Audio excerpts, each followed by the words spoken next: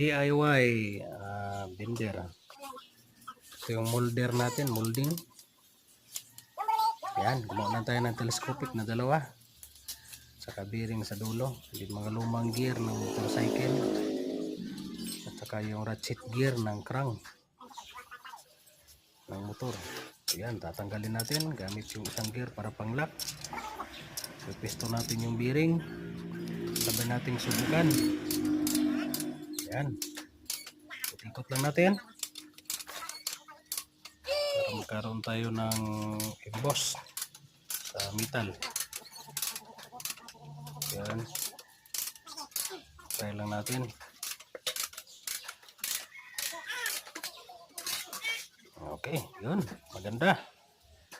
Ito yung ginawa natin. Sana makatulong at magkaroon ng idea yung iba pa. Salamat!